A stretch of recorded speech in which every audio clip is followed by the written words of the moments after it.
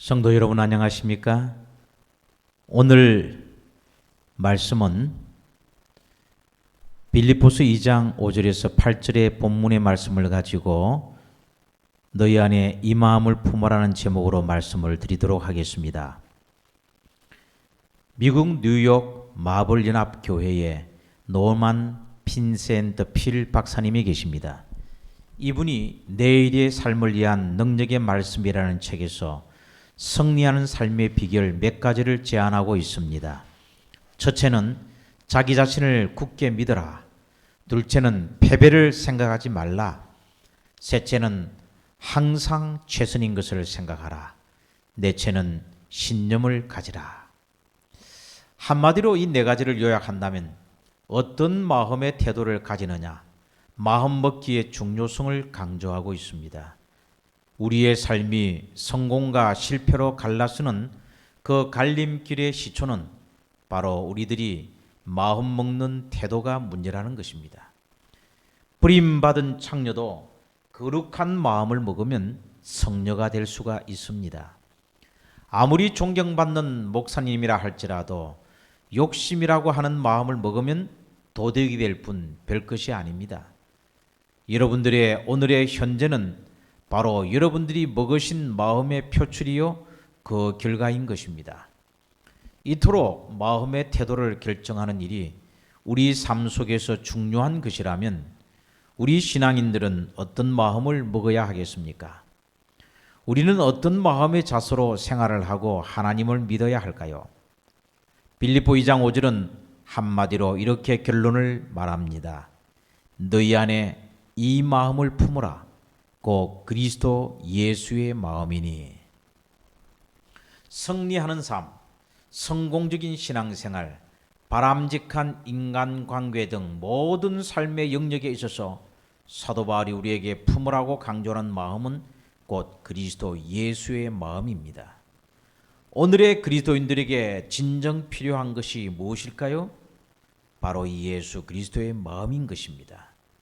오늘 여러분들이 마음속에 품으신 마음은 어떤 마음입니까? 시기의 마음입니까? 미움과 원망의 마음은 아닙니까? 주님께서는 분명히 말씀하십니다.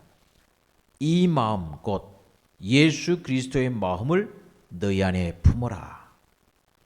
자, 여러분 신앙인이 누구입니까? 누가 크리스찬입니까? 누가 주님의 참 제자입니까? 한마디로 예수 그리스도의 마음을 품고 사는 사람들이 참 신앙인이요, 참 크리스찬이요, 주님의 제자인 것입니다. 그러면 여기서 제기되는 문제가 있습니다. 예수 그리스도의 마음이란 어떤 마음일까요? 예수 그리스도의 마음을 우리가 품고 살아야 하는데 그 마음이 어떤 마음이냐는 것입니다. 저는 예수님의 마음을 네 가지로 요약해서 말씀드리므로 함께 은혜를 나누고자 합니다. 첫째로 오늘 우리가 품어야 할 예수 그리스도의 마음은 낮아지는 마음입니다. 빌립보 2장 6절에서 8절의 말씀을 낭독하겠습니다. 그런 근본 하나님의 본체시나 하나님과 동등됨을 취할 것으로 여기지 아니하시고 오히려 자기를 비어 종의 형체를 가져 사람들과 같이 되었고 사람의 모양으로 나타나셨음에 자기를 낮추시고 죽기까지 복종하셨으니 곧 십자가에 죽으심이라. 높아짐을 추구하는 것이 세상의 가치관이라면 기독교의 가치관은 낮아짐을 추구하는 것입니다. 예수 그리스도는 낮아지셨습니다. 낮아지시되 종의 자리까지 자기를 낮추셨습니다.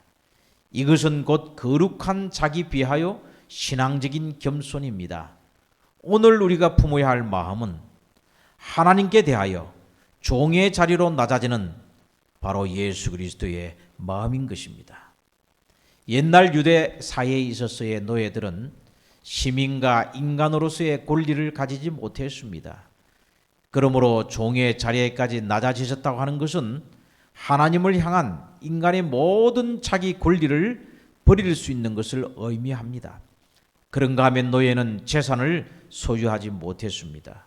노예, 종의 자리에까지 낮아진다고 하는 것은 하나님을 향해서 그리스도처럼 가난해지는 마음을 가지는 것을 의미합니다. 또한 노예는 매매가 가능했습니다. 예수 그리스도는 유다에 의해서 팔려가는 자리에까지 낮아지셨습니다. 하나님의 아들이신 신께서 돈 30만 원 몇 푼에 팔려가는 자리까지 낮아지셨다는 것입니다. 하나님을 향하여 내 몸 이것은 당신의 소유입니다. 내 모든 것이 당신이 것입니다 라고 고백하는 자리, 그것이 종의 자리까지 낮아지신 그리스도의 마음입니다. 오늘 우리가 품어야 할 예수님의 마음인 것입니다. 노예는 죽은 다음에도 노예입니다. 이것은 영원한 낮아짐을 의미합니다. 거룩하게 낮아져야 합니다. 신앙적인 이 겸손, 예수 그리스도의 아름다운 거룩한 겸손과 자기 비하의 마음을 오늘 우리가 품어야 한다는 말씀입니다. 지방에 계신 어느 장로님이 수억 원의 사재를 틀어 교회를 지었습니다. 한국 교회에 종종 있는 일이지요. 그 장로님에 대한 칭송이 자자했습니다. 그리하여 한 젊은 목사를 그 교회에 초빙하였습니다. 교회가 잘 성장해 나갔습니다. 그런데 3년 만에 그 젊은 목사가 그 교회를 사임하고 서울 중계동에 와서 개척을 하면서 고생스럽게 목회를 하고 있었습니다. 친구 목사들이 물었습니다. 자네 왜 그렇게 좋은 자리, 편안한 목회 자리를 두고 와서 이런 곳에서 이렇게 개척한다고 고생을 하고 있는가? 그때 젊은 그 목사가 이렇게 대답했습니다. 그 교회는 교회당도 아름답고 재정도 튼튼하고 모든 것이 훌륭합니다. 그러나 그 교회는 주님이 교회의 머리가 아니라 그 장로님이 교회의 머리요 주인이며 주님보다 더 높기 때문에 나는 두 주인을 섬길 수가 없어서 그 교회를 떠나왔습니다. 이렇게 대답을 했다는 것입니다. 여러분, 아무리 장로님이 높아도 교회의 주인이신 예수님보다 높아서는 안 됩니다. 아무리 목사가 높아도 하나님 앞에서 아무것도 아닙니다. 우리가 하나님 앞에서 내놓을 것 없는 부족한 인물임을 고백하고 자기를 낮추는 거룩한 자기 비하의 마음, 이것을 주님께서는 요구하십니다. 낮아지며 겸손할 때 주님께서는 오히려 높아지는 것입니다. 유명한 전도자였던 스탠리 존슨이라는 사람이 있었습니다. 그런데 이 사람이 한 번은 외국에 나가서 부흥 집회를 인도하고 설교를 하는데 통역을 통해서 설교를 하게 되었습니다. 스탠리 존슨 박사는 매우 훌륭한 설교 내용을 가지고 멋있는 제서처를 써가면서 열정적으로 설교를 했습니다. 그런데 통역하는 사람이 이 목사님의 설교를 제대로 통역 못하고 떠덩거리며 이 목사님의 설교를 엉망진창으로 만들어버리고 말았습니다. 그래서 듣는 사람들이 하나도 은혜를 받지 못했습니다. 스탠리 목사님이 혼자 이렇게 생각을 했습니다. 그래도 내가 스탠리 존슨인데 이름 석자만 되면 온 나라가 다 아는 유명한 목사인데 저런 엉터리 통역을 붙여줘가지고 내 설교를 망치게 하다니 주최 측이 나를 정말 가볍게 봐도 한없이 가볍게 봤군. 이럴 수가 있는가? 이 목사님은 자존심이 팍 상했습니다. 불쾌하기 짝이 없었습니다. 그날 밤에 하나님 앞에 무릎을 꿇고 스탠리 존슨가 이렇게 기도를 합니다. 하나님, 당신의 종을 쓰실 때 어떻게 그런 엉터리 같은 통역자를 저에게 붙어주셨습니까? 제가 통역 때문에 설교를 죽을 써야 옳겠습니까? 천하의 스탠리 존슨인데 어떻게 그럴 수가 있단 말입니까? 하나님 정말 억울합니다. 이렇게 기도를 한참 드렸어요. 그때 성령님께서 이 목사님의 마음속에 이런 감동을 주십니다. 스탠리 존슨야, 통역자가 내 설교 한 번 잘못 통역했다고 그토록 섭섭하냐? 지금까지 너는 나 여호와의 말씀을 바르게 통역해서 설교하지 못하고 잘못 전한 것이 몇 번이나 됐냐? 그런 음성이 들리는 거예요. 그때 이 스탠리 존슨은 하나님 맞습니다. 제가 하나님 말씀을 똑바로 전달하지 못한 적이 너무나 많습니다. 하나님 참 저는 죄인입니다. 이렇게 눈물로 회개를 했다고 합니다. 여러분, 하나님 앞에서 높은 사람 한 명도 없습니다. 모두가 다 낮은 사람일 뿐입니다. 낮은 사람들 중에서 더 낮아지려는 마음을 품을 때에 하나님께서 그 사람을 진정 높여 주시는 것입니다. 우리가 서로 낮아지는 이 마음을 품도록 합시다. 그리고 오직 한 분, 우리를 위해서 십자가를 지신 분, 종의 자리로 낮아지셨던 예수 그리스도, 그분만을 우리의 삶에서 높여드리도록 합시다. 너희 안에 이 마음을 품으라. 곧 낮아지는 예수 그리스도의 마음이니. 둘째로 우리가 품어야 할 예수 그리스도의 마음은 스스로 희생을 감내하려는 신앙의 마음입니다. 저는 우리 교회 성도들이 평생의 신앙의 지표로 삼기를 원하는 것 세 가지가 있습니다. 첫째는 꿈입니다. 꿈을 가져야 합니다. 두 번째는 도전입니다. 안일에 빠지면 안 되죠. 높은 목표를 가지고 도전해 나가야 합니다. 세 번째는 희생입니다. 우리의 꿈과 도전을 이루려면 성도 한 사람 한 사람이 희생을 하셔야 하는 것입니다. 희생할 줄 아는 성도야말로 참으로 깊이 있는 신앙생활을 할 수가 있습니다. 모든 것을 나 중심으로 이기적으로만 생각하는 그런 신앙보다는 내 것을 내어놓고 주님을 위해서 나를 죽일 수 있는 거룩한 희생의 마음, 예수님은 오늘 우리에게 이 마음을 요구하고 계십니다. 오늘 빌립보서 2장 본문의 말씀을 자세하게 한번 살펴봅시다. 첫째는 하나님과 동등됨을 취할 것으로 여기지 않으신다고 했습니다. 예수 그리스도는 하나님이십니다. 하나님으로서 대우를 받을 수가 있지만은 하나님과 동등됨을 취할 것으로 여기지 않았다고 하십니다. 우리 예수님은 이 땅에 계실 때 하나님으로서의 모든 마땅히 받아야 할 권리를 포기하셨습니다. 이것은 엄청난 희생인 것입니다.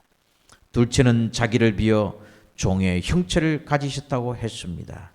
신분과 체면을 희생하신 것입니다. 하나님의 아들이 종이 되신 것입니다.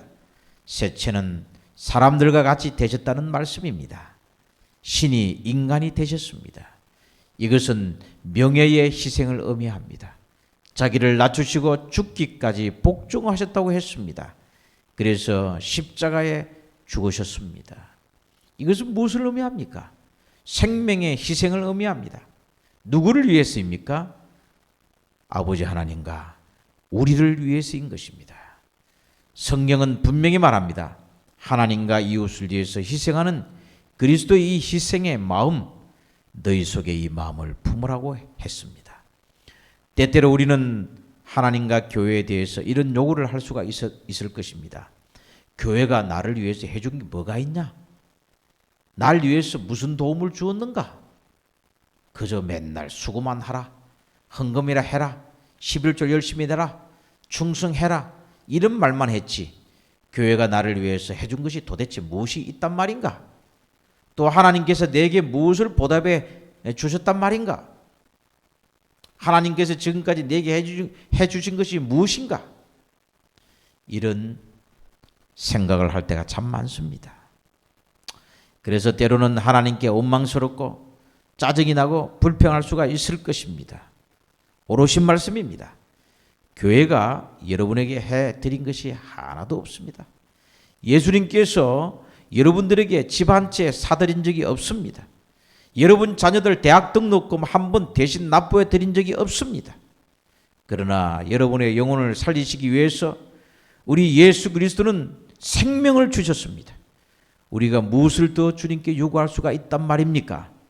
이제 우리가 주님을 위해서 우리의 희생을 드려야 할 차례인 것입니다. 예수님께서 날 위해서 생명을 주셨으니 이제는 나의 생명과 같은 희생과 헌신을 주님 앞에 드려야 할 차례라는 말씀입니다. 아마존강 유역에서 여성 전사들로 알려져 있는 아마존 네서 이 단체가 있는데요. 이 아마존 네스에 소속된 여성들은 싸움을 싸우기 위해서 거추장스러운 이 여자의 심벌인 유방을 절단해 버린다고 합니다. 우리는 적과 싸우기 위해서가 아니라 하나님을 위해서 신체 일부를 절단하는 듯한 그런 거룩한 희생, 그런 희생의 마음을 가져야 하는 것입니다. 어느 목사님이 들려주신 이야기인데요. 이것은 실화입니다. 이 목사님이 담임하는 교회에 중학교 2학년 한 여학생이 있었습니다. 그런데 아버지 직장이 여의치를 못해서 몇 년 동안 휴가를 가지 못했습니다. 몇 년 만에 휴가를 얻어 강원도 쪽으로 휴가를 가게 되었습니다.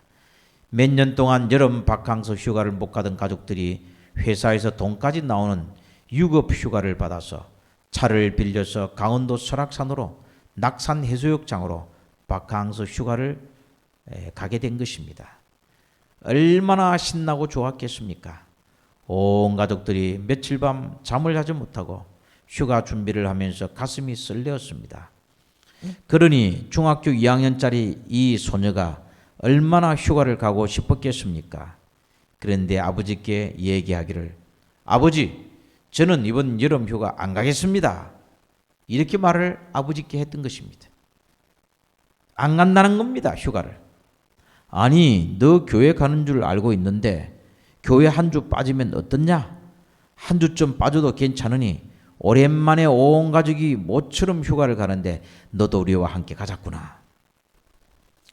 설득을 이 아버지가 딸에게 했지만은 이 중학교 2학년 이 딸이 막무가내입니다. 아빠, 나 휴가 못 가요. 그렇게 말을 하는 것입니다. 도대체 네가 왜 휴가를 안 가려고 하느냐? 그 이유를 좀 이야기해 달라고 다그쳤습니다. 그랬더니 중학교 2학년 이 딸이 이렇게 말을 하는 것입니다.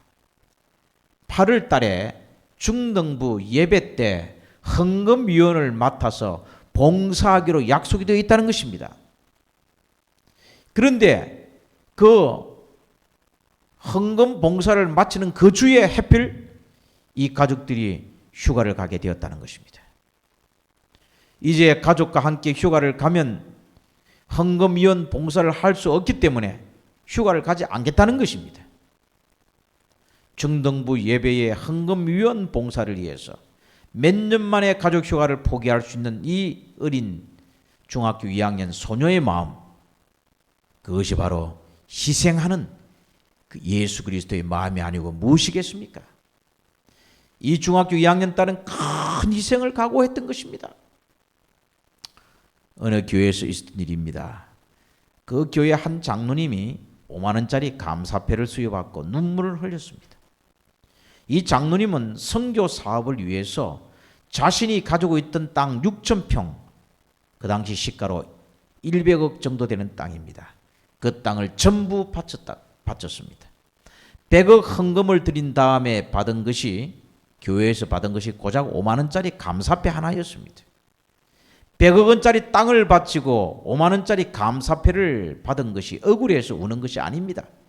하나님을 위한 그 모든 것을 희생했을 때 그 희생 후에 오는 그리스도로부터 오는 이 받는 은혜가 너무나 감사하고 컸기 때문에 눈물을 흘렸다는 것입니다.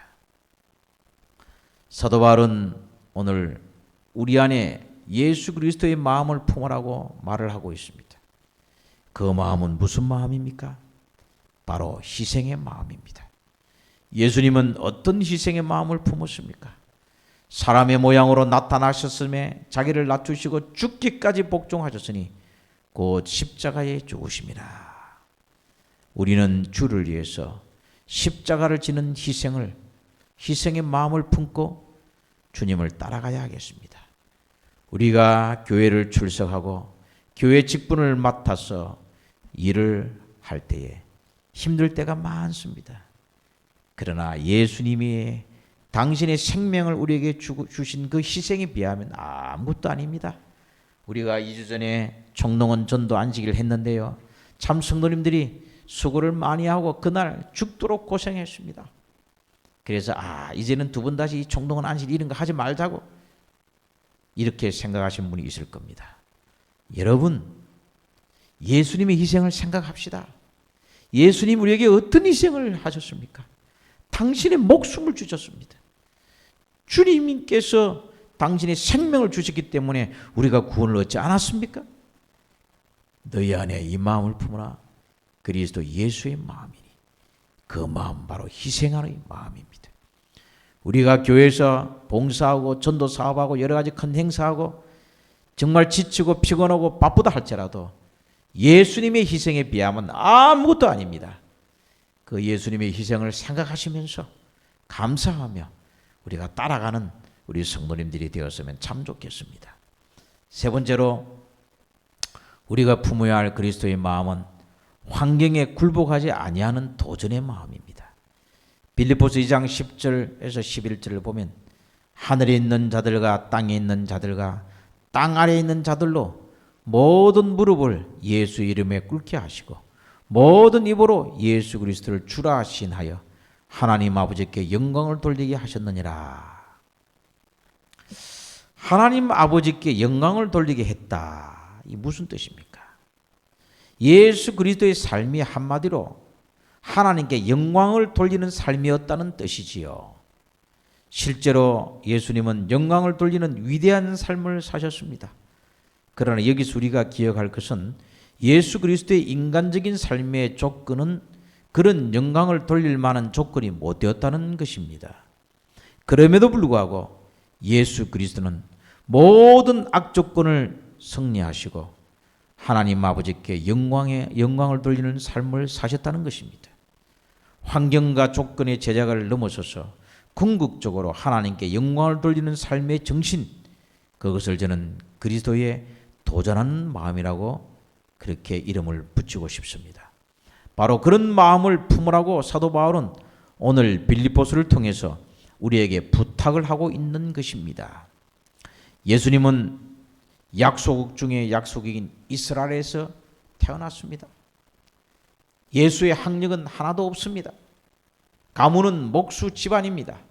재산이라고는 가난뿐입니다. 직업도 당시 천대받는 목수입니다. 출생지는 비난받고 멸시받고 천대받는 나사렛입니다.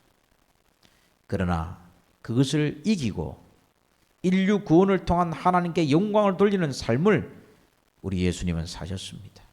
그러므로 우리가 하나님께 영광을 돌리는 도전적인 삶을 사는데 환경이 핑계가 될 수가 없습니다. 나는 내 형편이 이러니까, 나는 가난하니까, 나는 지금 너무 내 앞가림도 못하기 때문에 나는 하나님께 영광 돌리는 그런 삶을 살 수가 없어, 이렇게 말하는 사람들이 있습니다. 여러분, 절대 그렇지 않다는 것입니다. 예수 그리스도의 제자들 한번 보십시오. 당시 사회에서 전혀 주목받지 못했던 사람들이 아닙니까? 그러나 그들은 사랑으로 세계를 정복했습니다. 바로 예수님과 제자들의 마음은 환경에 굴복하지 않는 도전의 마음입니다. 오늘 우리 신앙인들이 품어야 할 마음은 바로 이 도전의 마음인 것입니다. 환경과 조건의 제약을 한탄하는 마음이 아니라 그것을 뛰어넘어서 하나님께 영광을 돌리겠다고 하는 위대한 도전의 마음을 오늘 우리 성도님들은 가슴속에 품어야 하겠습니다. 여호와 이레라는 단어가 있죠. 에베네셀이라는 이 단어도 있고요. 성경에 보면 이 여호와 이레라는 이 말은 하나님이 준비하셨다는 말씀입니다. 에베네셀은 어떤 뜻이죠? 하나님께서 여기까지 우리를 도우셨다는 그런 뜻입니다. 여호와 이레의 하나님은 우리 교회의 하나님이십니다. 에베네셀의 하나님은 우리 성남중앙교회의 하나님이십니다. 또한 여러분의 하나님이십니다. 하나님이 여기까지 우리를 준비하시고 여기까지 우리를 도우셨습니다. 앞으로도 준비해 주실 것이고 앞으로도 여러분과 우리 성남중앙교회를 도와주실 것입니다. 오늘의 조건을 보지 말고 내일의 영광을 위해서 도전하는 이 마음, 너희 안에 이 마음을 품으라. 주께서 오늘 우리에게 말씀하고 계십니다. 미국에 금광 탐사업자들이 참 많이 있는데요. 록키 산맥 근처에 가서 금이 묻혀 있을 만한 금맥을 발견했습니다. 이제 이 한 금광 탐사업자가 땅을 팠습니다. 그랬더니 이미 딴 사람이 먼저 땅을 판 흔적이 있었습니다.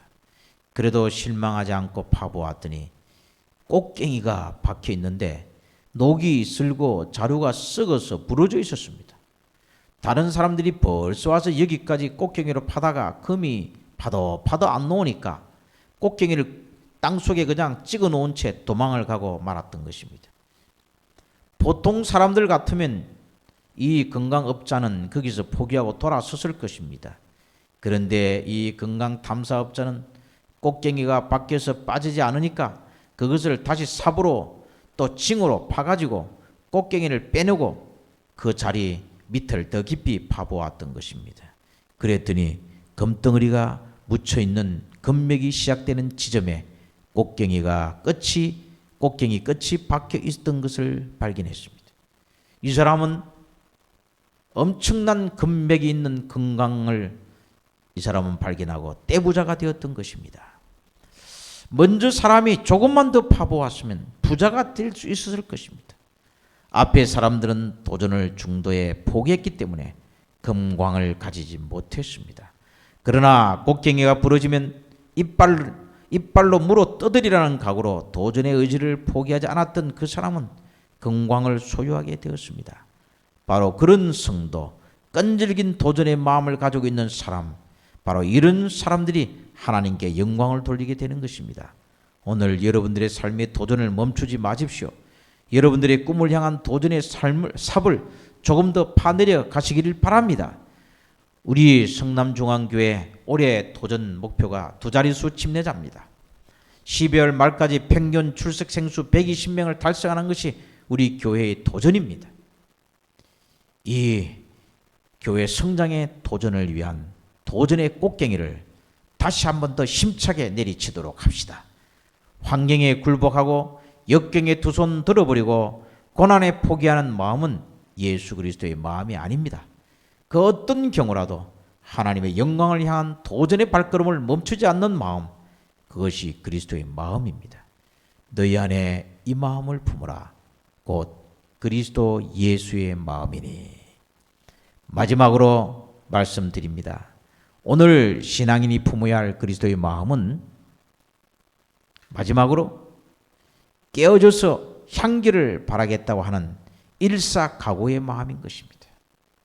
내 자신이 깨어짐으로 그 깨어진 내 자신에게서 향기가 발산되어 사람들에게 기쁨을 주고 행복을 주는 그런 삶을 내가 살겠다는 일사각오의 마음, 이것이 예수 그리스도의 마음입니다. 많은 사람들이 죽으면 썩은 냄새를 바랍니다. 그러나 예수 그리스도는 돌아가셨어도 구원의 향기, 사랑의 향기로 세계를 진동시키셨습니다. 죽음 이후까지라도 아름다운 신앙의 향기를 날리겠다고 하는 아름다운 다짐을 가지는 것, 여러분, 그것이 예수 그리스도의 마음입니다. 열대 아시아 지방에는 알로에 우드라는 나무가 있다고 합니다. 그런데 이 알로에 우드라는 나무에는 알로에스라는 성분이 있어서 이 나무는 불에 탈 때에 아름다운 향기를 내뿜습니다. 또 찰스 카우만이라고 하는 사람은 이런 말을 했습니다. 향수를 담았던 그릇은 깨어져 산손 조각이 날지라도 부서진 조각마다 향기를 날린다. 참 좋은 말씀이죠. 예수 그리스도의 마음 불에 타고 부서지고 깨어질지라도 조각마다 신앙의 향기를 날리는 마음, 바로 그것이 예수 그리스도의 마음인 것입니다. 예수님의 마음은 높아지는 교만이 아닙니다. 종이 되진 낮아짐의 마음이지요. 남을 희생시키려는 마음이 아니라 내가 스스로 생명을 던져 희생하는 마음입니다. 포기하고 넘어지는 마음이 아닙니다. 불평하고 원망하는 마음이 아닙니다. 아픔을 통해서 진주를 만드는 도전의 마음입니다. 깨어질지라도 향기를 바라는 거룩한 마음입니다. 너희 안에 이 마음을 품으라. 꼭 그리스도 예수의 마음이니. 성도 여러분, 예수 그리스도의 마음을 품고 사는 성도님들이 되심으로 하나님께 영광을 돌리기를 바랍니다.